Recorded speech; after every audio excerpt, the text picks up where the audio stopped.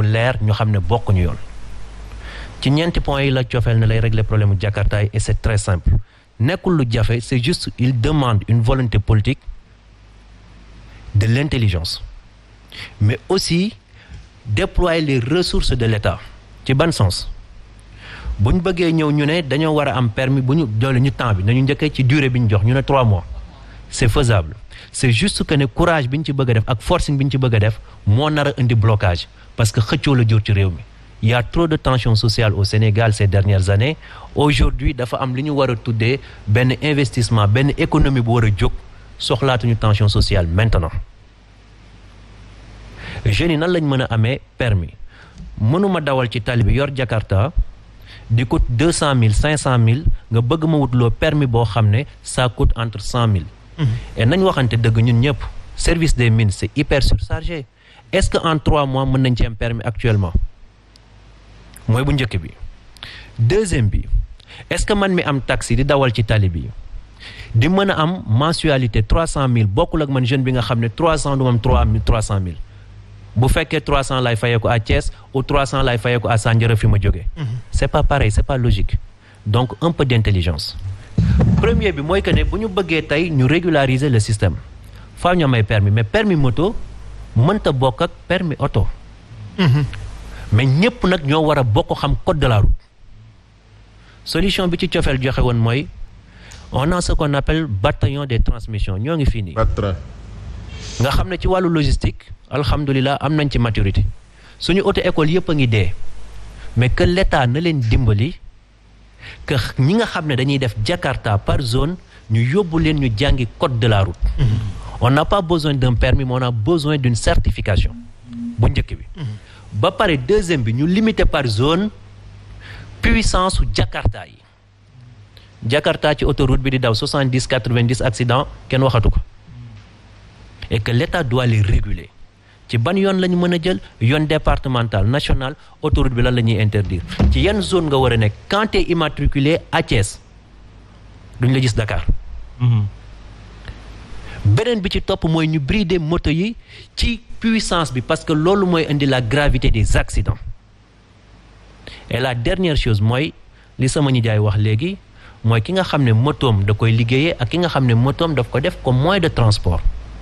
doo wax ñëpp dañoo war a am oto parce que oo ma njëgu oto mais par contre bu fekkee njëgu Jakarta la am mënoo ma interdire que ne dama war a dawal sama moto boobu ndaxte moom laa am et que l'État nag foofu la war a ñëwee indi ce qu'on appelle aussi ay EPI pour nit nga xam ne sama morom parce que samay morom ñoo ciy liggéey ku ci amoon V8 ku ci amoon 4x4 doo dawal Jakarta suñu yaay yi bu ñu demee ci hôpital yi fekk leen fa seen jom seen fulla ak seen bëgg lu baax moo leen fa yóbbu moo tax accident yi ciy am ñu ciy dundee noonu beneen affaire bi ci nekk mooy que ne sàcc gi ñuy wax naan ñu Jakarta maa ni agresseurs et tout ça mais ñiy toj banque yi dañuy yor ay 4x4 ñiy toj banque yi dañuy yor ay leneen yeneen moyens nit ñi sax léegi ñun ay numéro lañ dans vos pièces d'identité dafa am ay numéro dans vos permis dafa am ay numéro dans vos cartes bancaires dafa am ay numéro comment ça se fait que le problème des Jakarta mu donne un problème bu ñu ko bëggee régulariser dinañ ko régulariser sans pour autant que ndaw yi taal dëkk bi sans pour autant que sama moroom mi taal dëkk bi et sans pour autant que mu nekk benn fardeau pour l'État cette régularisation devait être une source de plus économiquement pour l'État que l'État le fasse d'une manière intelligente correcte et mu bàyyi force bi. Mais sauf que est-ce que aussi Bachir oui. Pour réformer quand même yenn secteurs yi je pense que l'État peut-être rôle lay ñëwee l'État doit être intransigeant par rapport ak yenn réformes yi. Lene xam nga état bu ñëw bees bu fekkente ne les réformes les plus dures les plus douloureuses les plus difficiles tu ne les engages pas boo deful ndànk doo réussir et sur ce moi j'apporte mon soutien à l'État dans cette affaire en me disant que effectivement il nous faut organiser le secteur il nous faut l'organiser te ci loolu sax man ba Macky ndaje bi Adama Fall di tudd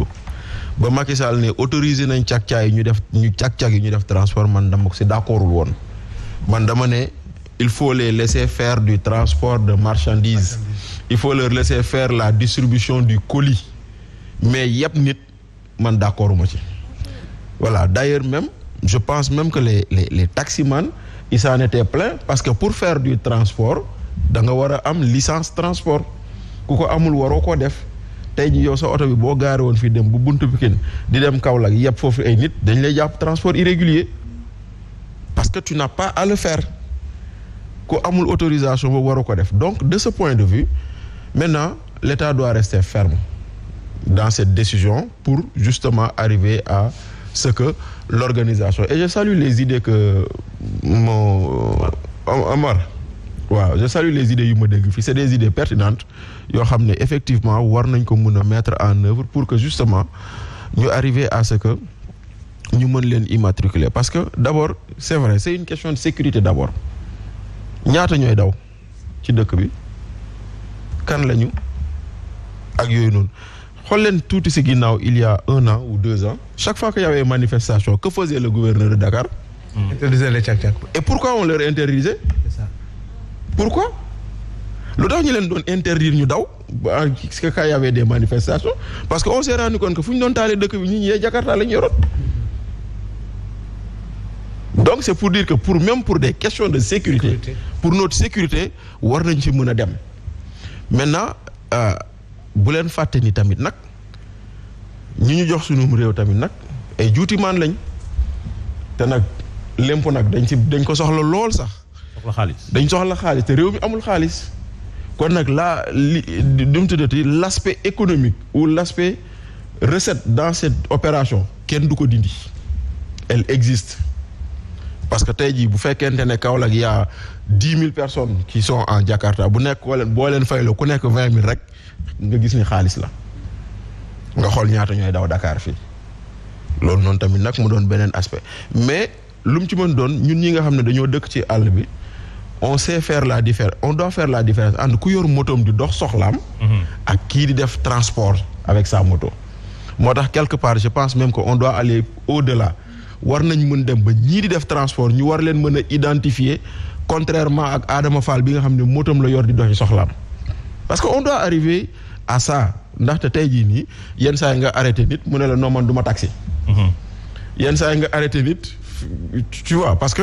réforme boobu noonu il faut y aller maintenant. Inévitablement on va vers ça aussi. Oui mais maintenant comment y aller c'est pas d'aller vers ça c'est le comment qui importe et le compas demande de la souplesse tout en restant ferme sur les principes c'est le comment maintenant ci biir comment boobu noonu da nga koy kii mais lu mu ci mënti doon il nous faut éviter parce que malheureusement aussi mbokk sandu yi ñoo ñu tooñ ndaxte nuñ ñu tooñee. Comment ça? nuñ ñu tooñee effectivement toutes les fois où le pouvoir sortant a cherché à régulariser des secteurs ñoom dañoo xëy politiser loolu. utiliser loolu. On a vu des utiliser aussi l'État sortant dafa doon reculer à chaque fois. Mais justement parce que l'État sortant dans des positions politiciennes danaan jaru ko je vais pas me mettre à dos. Combien de fois ici on a vu des ambulants man quand le maire de Keur Massar a commencé à déguerpir les ambulants moi je l'ai applaudi en disant que lii mooy yoon et pourtant 1 mois ou 2 ans avant quand on l'a fait dans d'autres secteurs on a vu le leader du maire de Keur Massar dire ambulants yi dañ leen war a bàyyi ñu liggéey parce que amuñu liggéey tey jii demal buntu Patte d'Oie Nabil Choucair xoolal foofu nuñ ko defee marché koo fa yëkkati mu ne la damay daan sama doole te kenn waru faa toog jaay te nag boo ko jéemoon tey yëkkati fii coow li topp la parce que foofu la mbir mi nekk en fait c'est-à-dire que moo tax yenn questions yi évitons de les politiser pour pouvoir les régler de façon durable te buñ koy régler de façon durable qu'on n'en fasse pas un règlement seulement de l'autorité nañ ci boole ñëpp ndaxte tey jii xëy na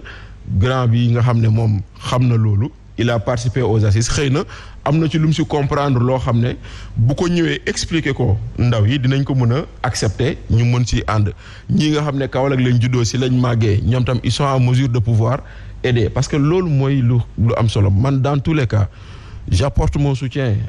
à l'État dans sa démarche d'organisation du secteur mais nag bu mu yem ci cag-cagi de na dem ci tout le secteur du transport il y a de l'anarchie dans ce pays. Vous voulez dire Bachir que État bu mu reculer surtout pas. Non ci décision yi non que l'État ne recule pas. Que l'État engage cette démarche et qu'il aille jusqu'au bout maintenant nag si biir loolu nag c'est le foofu lay waxee naan c'est le comment décision bi loolu la war a nekk mais nan lañ koy defee yan faveur lañ ci mën a accorder nit ñi yan souplesse loolu mun nañ ko waxtaanee parce que tout se peut s'obtenir à travers le dialogue et la concertation avec les acteurs loolu moom lu am solo la et je pense que war nañ egg ci foofu. et justement moom lañ doon déplorer d'ailleurs manque de communication boobule maa ngi gis sax ni que am na ay spots yu commencé génn allant dans ce sens mais est-ce que cela suffit réellement pour faire comprendre base lu tax ñu war a def réforme yi Omar yàgg ngaa jël cak-cak nag amoon nga ci sax da nga doon dawal chaîne la am chaîne da koy nëbb waa Rufisque ñiy dawal cak-cak yëpp Omar la ñuy liggéeyal chaîne la am nuyu nañ la ay ree nga ma de parce que xam nga ne si laa doon jëm si li nga jënd si ay cek-cek non dugg naa ci lu ne ne cek-cek moom cek-cek yi moom ni mu ci am kenn xamul nu mu toll moo ñëw di wax maa ngi leen di nuyu ñi ñuy seetaan di nuyu invité yi di nuyu sénégalais yëpp mais tey il faut mu nuyu sama benn waay nag Thier lañ koy wax Thier coiffeur c'est un coiffeur boo xamante